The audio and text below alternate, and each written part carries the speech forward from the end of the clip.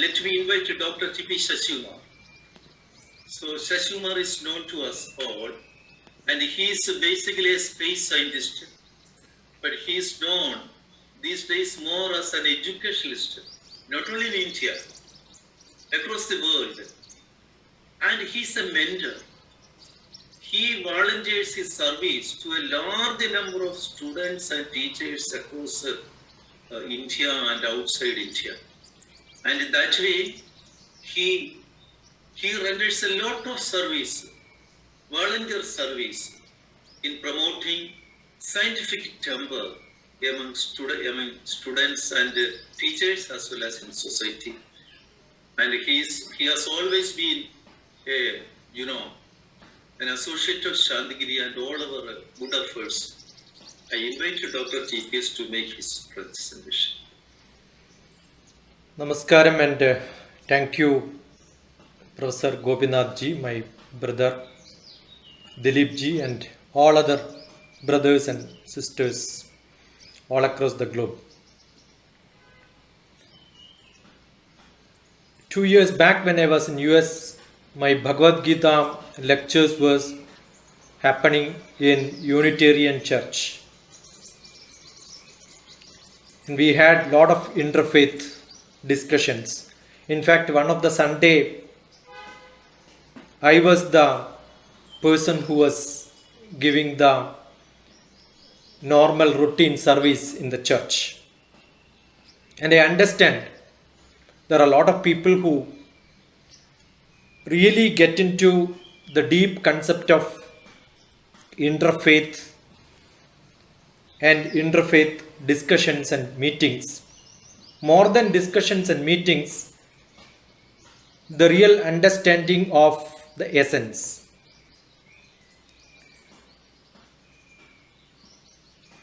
I believe that the Bharatiya Shastram always had this in its the prime concept of Om Sahana Vavatu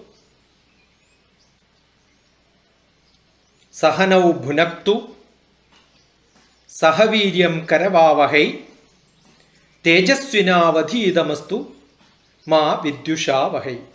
Om Shanti Shanti Shanti. Let us all be protected together. Let us all be fed together, nourished together. Let us all work together with great energy. Karavavahai, Sahaviryam, with full energy.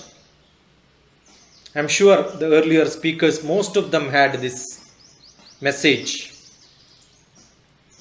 In the same way, let us all have the intellect being sharpened. Tejasvina vadidamastu. Ma vidyushavahai, without any hatred. And that will give you peace and love. And this Global Interfaith Summit is a great step. I must thank both Dilip ji and Gopinath ji, and I am happy that I am part of this great activity which is happening probably like Swami Vivekananda at the Parliament of World Religion in 1893 September 11th to 27th. So it's approximately 127 years, 7 months. It must be approximately 46,000 odd number of days. As in the morning prayer, Reverend Susanna was recalling that it is not earth belongs to us, it is we belongs to earth. I wanted to say that it is most of the religious people think that God belongs to me, and that's the way they preach. It's my God. And each branch of people have got their own God. It is like every child is taking right on their mother. It is my mother. I think it actually should be the other way. We belongs to God. We belongs to that religion. So we are only having some faith. That is, the word itself is probably for intellectual, the Sankhya people, the faith itself is something very primal, very, very primitive. It is highly intuitive and sometimes reflective, that's it. Or maybe totally a mythical, maybe a literal, general, a conventional activity which is like we call it as ritual. Ritual itself has become a word of joke. Everything we do ritualistically, right? Attending conferences are rituals now because we don't have any takeaway, we don't have anything to give. We only say blah blah blah. Same everywhere. Other than that, can you have some individualistic reflections? When you have individualistic reflections, that is the deepest, probably the highest faith what we should have in whatever religion we belongs to. It is not a wish. Faith sometimes is considered as a wish. Then there is no difference between the Maslow's hierarchy principle as psychological or physiological, and then reach up to a self-actualization like a pyramid. That is not what it is. Probably a interfaith summit must make not the peripheral, not the surface understanding of the so-called faith. It must go deep into knowing. People keep asking me, do I have faith in God? I say, no, I don't have faith in God. I don't believe in God. Do I believe that this is a cell phone? The answer is no, I don't believe this is a cell phone. I know this is a cell phone. It works. So there is a drastic transition from faith and belief to knowing. That is where understanding, knowing, learning, these are also having small differences. So understanding religion in its true sense of the way of knowing in religious concept itself can be different. It should start with a faith and run through the way of knowing and get into the trust. That trust is lost most of the time. Therefore, what people have to do is they jump from one religion to another religion. Even from one deity to another deity. Traditionally, we had one deity which is called our Kulam Devata. I belongs to that Devata, that Sankalpa, and I firmly believe and hold that. And today that has changed. It's like a multiplex. Temples are like multiplex. Now, after an interval, probably you can jump into another movie because nobody is there to check. Earlier, we had only one cinema theater. We had to decide where we have to finish our life. So, the faith itself is jumping from one to another one. That is where probably the problem is. I keep saying why I belongs to Hinduism and why I am a Hindu. I am a Hindu because my parents were Hindus. And I don't want to change my religion because I don't want to say that my mother who died at the age of 85 was a fool. I belongs to that tradition in which they taught me from childhood. Otherwise, I should have a basic logic.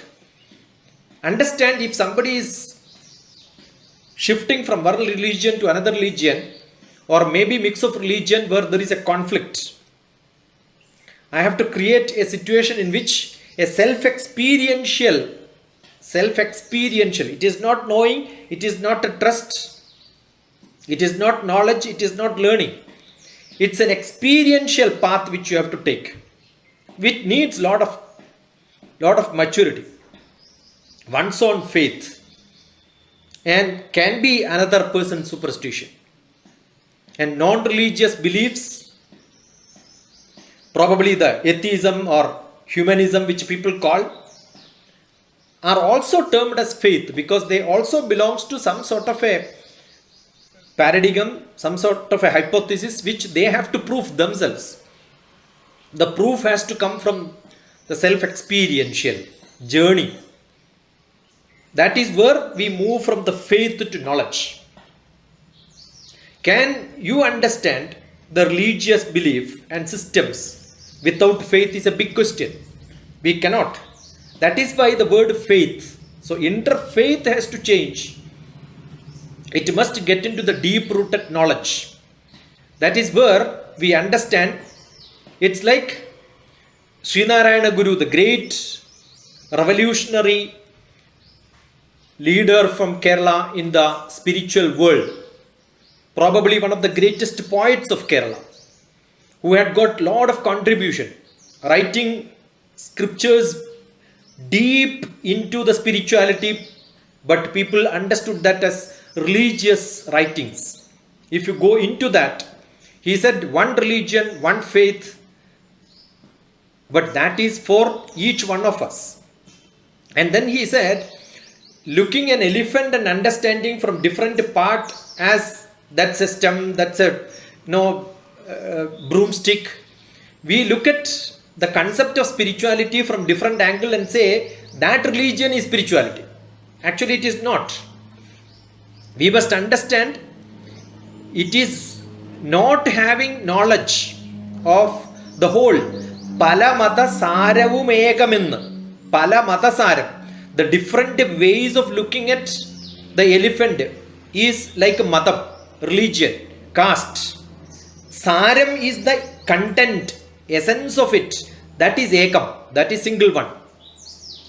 It is like ulagil aanayil andhan enna pole. That means like a blind man seeing the elephant. What a beautiful scripture is that.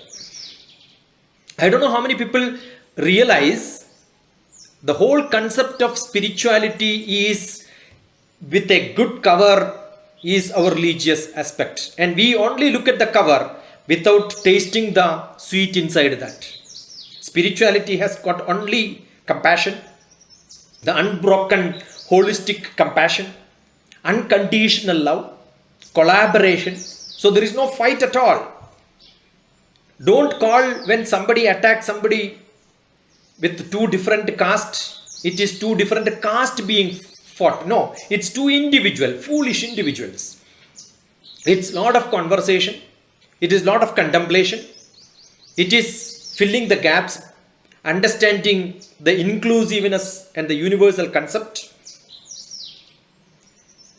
Ultimately, religious practice must change into humanistic. We are all human beings. So basically being human. We are all social beings. So it's basically being social. Absolutely interconnectedness for oneness. That will happen only when, as Gopinath ji says, I always end up in talking about education. Unless people get educated, it is not education, is not learning. Education is making you to learn how to learn so that you understand with your own experience. If you don't experience yourself, you will have to listen to some gurus and you keep on referring to gurus. It is not what guru says is important. What you understood is important. So I don't have to prescribe to one stupid guru or maybe one blessed guru. And today is the world where many people will keep themselves calling their name with the Satguru. Yesterday somebody had sent a message saying that this is called by some Satguru. When I read it in English, it is Sadguru. So I called it as Sad Guru. How can a sad guru keep talking about good faith? It is not sad gurus what we want. What we want is, and if you look at the message, it's exactly what is told in Upanishad, what is exactly told in Bhagavad Gita. And what do? They speak in English. And that is good enough for people to terribly confuse without understanding, because you are reading the interpretations. So it is learning, wonderful. Learning is very good. Yesterday I was watching the Sheila, who was the secretary of Osho. A beautiful movie came into Netflix. Wild Wild Countries, second part of it. I understand people have got their own marketing strategy and they blow up and they live for some time and after that it is lost. Everybody canvasses. It is my ashram. Come here. Why? There is a beautiful movie in Malayalam which says that somebody become a devotee of Shabarimala and then goes after 40 days, he was asked to remove his dress. He says, why should I remove this dress? I want to be a permanent, no Swami. He says, no, you cannot be a permanent Swami because you have to balance your life. So we have the Purusharthas which is explained in Bharatiya Shastram, which you people don't understand. They get into madness. I remember associating with Ramakrishna Bhatt. We had lot of problems because every unsatisfied youth wanted to become Swamiji. They believe that that's a place of asylums. And I used to be referred by the Swami for convincing this youth that your job is not because you are a failure joined in ashram. You have to become successful on all the other part. That is why we have Garhasthyam, then you have to go to Vanaprastham and then Sannyasam. Probably little bit of discipline in the early part of life may take you from a lower level to the highest level immediately. So physical, emotional, intellectual, social, and jump into the fifth step of spiritual, for which the religious practices may help you sometime in jumping from in a faster mode. So understand, this need to be taught. This need to be educated. An interfaith spiritual lessons and teaching has to start from the younger age, the youngest age probably. Every child at the age of 3 probably can learn all the chantings of different religions. I am sure they will continue this. I love the way Daveji chants most of the different religious preachings, It's a great message. When I remember in my childhood, every day I hear the morning Allahu Akbar, La ilaha illallah, and the way they chant has become part of my life because I keep listening to that every day. I remember when I was in graduation and post-graduation, I used to attend the next church every Sunday morning because that makes me to wake up early morning and got a good social gathering. I don't know why people can't accept other religious people because it's like a buffet. We have got solutions for our life problems. I keep saying solution itself is part of soul and UITION, solutions. That's the spelling itself is like that. So life with the solution have got lot of resources available in different branches of thoughts, and each thought can become a religion, and we must be able to accept that and realize these are essential for the next generation. We lost great because religious blind faith is what led most of the religious people. From that, if we can jump on to the next level of realization of humanism, realization of social life, realization of the world unity with a lot of on spiritual journey, and the first LKG step can be given to that, we will have PG qualified next generation where a societal commitment for harmony, love and peace will happen. Without having such conferences, let us have lot of unconferencing talks. Different branches of discussions should happen so that the sharp edges, when it moves around in the society, will create a beautiful smooth stone, as in this shallow river we start collecting the pebbles which are of good shape. Once upon a time their edges would have been very sharp, but when you rub with other harder stones, probably you get your shape perfectly well, and then it looks so beautiful. So every human needs to rub with other different branches of thoughts. I guess this change will happen in the religion too. Namaskaram and pranams to each one of you, the great souls who have shared a lot of ideas, and if I could contribute a little bit in this, I am blessed. Thank you for this opportunity, Dilip ji and Gopinath ji. Namaskar. So thank you, Dr. T.P. Shashimar, for your thoughtful, quite provocating, propositions. But one very most pertinent thing you have pointed out, to faith, interfaith movement has to move from faith to knowledge, because only when we go into deeper, as he suggested, then only there will be a meaningful interfaith dialogue and get together. Those who are involved in this mission should have a very in-depth understanding of each of their faiths, and they themselves should become models. Then only we can achieve the goal of interfaith movement. And most particularly, he noted that self-experiential path. When we go deeper, this self-experiential path we can have, that will take us beyond boundaries. So there we will realize the unity. This boundary is creating. As Vatswan sometime back said that in the beginning there was no boundaries in the creation, no boundaries. Later all these boundaries came. Therefore, our religious and interfaith movements, we should ponder over these vital aspects. Thank you, Dr. TPS.